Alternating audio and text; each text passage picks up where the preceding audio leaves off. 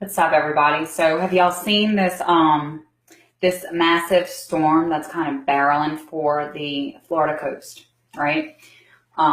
It's pretty big. So if you're in Florida, right, and in that cone of reference, you might want to get the hell out, right? We went through this with Katrina, you know, oh gosh, it's been what, almost 15 years ago now. And what's so weird, and you tend to condemn people who don't want to evacuate, right? You get these mandatory evacuation orders, and in fact, I saw somebody on the news this morning, which made me think about it. So I'm on the treadmill and I'm watching the news about just talking to people in the Florida area, and somebody's saying how they're not going to evacuate; they're just going to ride it out. They're going to ride out these 20-foot waves that are coming barreling at their home. And, you know, you tend to look at people like that and you're like, they're crazy, right? They're insane. They must be out of their mind. But I'm going to tell you that when you're put in a situation where, whether it's an impending disaster or not, think about realistically the situation that you're in right now and whether you could leave. You know, it's almost not something everyone thinks that they can do because of their mindset, right? So when you're looking at evacuating, you're looking at the logistics of, you know, mass exodus. You're leaving your home, you're leaving everything you've worked for, all your belongings. You know, you have to worry about looters. If you work an hourly job, if you have to take off work earlier to leave to go evacuate, that means that's more time that you're not going to be able to work. And you have income problems. You have this increased vulnerability of your support system because everybody's going in different directions. And then, of course, you have, what if it flops, right? Sitting in the back of your mind.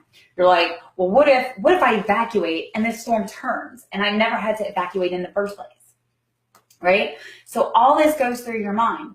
Kind of the same thing in business, right? So I talk to a ton of aspiring entrepreneurs every day.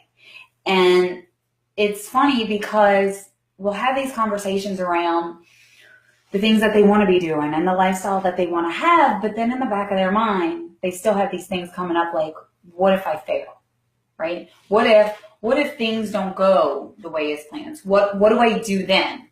And it's really just a mindset shift again. You know, a lot of times people come into this, and honestly, throughout the qualification process, when we're bringing people into our coaching group, a lot of times I've noticed that the consistent factor between a serious candidate and one that's not so serious is their mindset. It's this shift of, you know, where is this going to take me? What am I risking? Am I ready to take that risk? Am I ready to make this commitment? And what I found is that the ones that are, they're not asking, you know, they're not sitting on the front lines waiting for the storm to roll in, waiting to hope that when they get smashed with this 20-foot wave, that somehow they survive it. What they're doing is saying, you know what? This isn't working right now. What I'm doing, sitting here waiting for this, it's just impending doom, right? I need to make a move. I need to do it now. I'm going to get my ass up. I'm going to get the hell out of here. And you know what? What is this going to save me if this storm does come here? You know, what other opportunities are out there? I mean, what's the worst that can happen? The storm turns and then you just go back to life as normal? So what if it flops? It's okay. That slight shift in mindset is what drives success for any aspiring entrepreneur.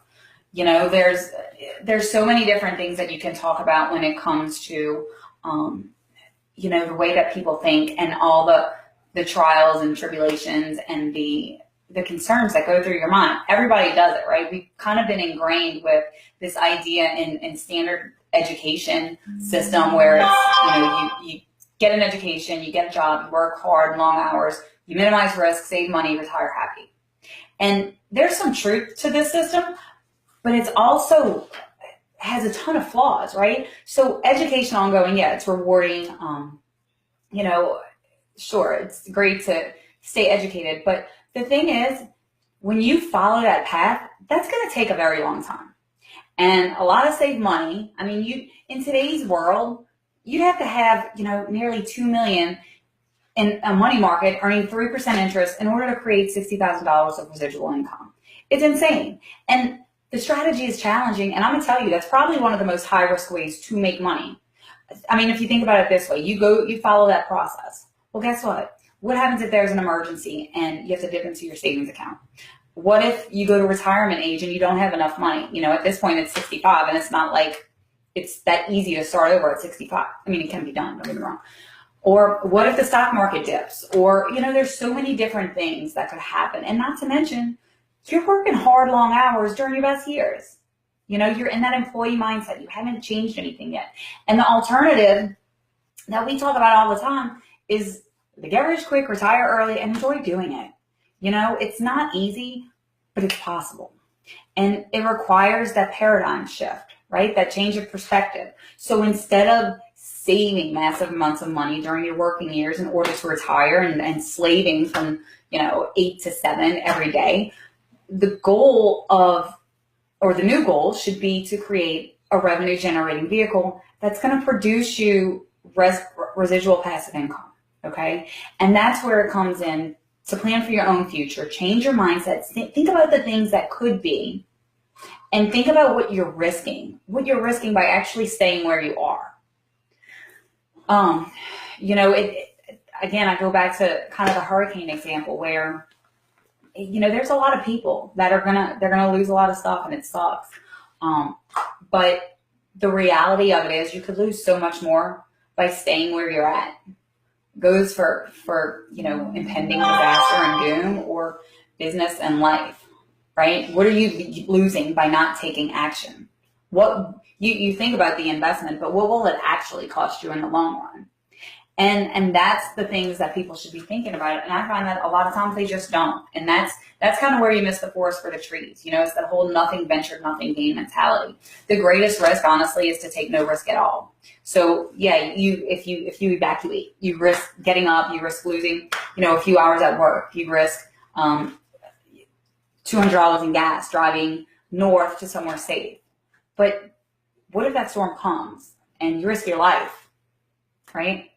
So same thing with us, being an employee is not necessarily safe. The corporate world is ever changing, it's competitive, yet employees often sacrifice the work that they love for the illusion of security. In an average lifetime, you spend something like 90,000 hours working. 90,000. That's like 25% of your life. And then you spend all these hours sleeping, right? The rest of your life you should spend doing something that you enjoy, that makes you money. I've noticed that I work harder and more effectively for myself than I ever did for even the world's most inspiring boss. It goes back to that old saying, you can either chase your dream or you can chase someone else's. So when you're thinking about this in terms of mindset, always think about what it is that you're risking by staying in the same situation that you are. Because if you don't change, nothing else will, right? Things don't happen by chance. They happen by action. All right. That's all for today. Amie's Word of Wisdom for Wednesday.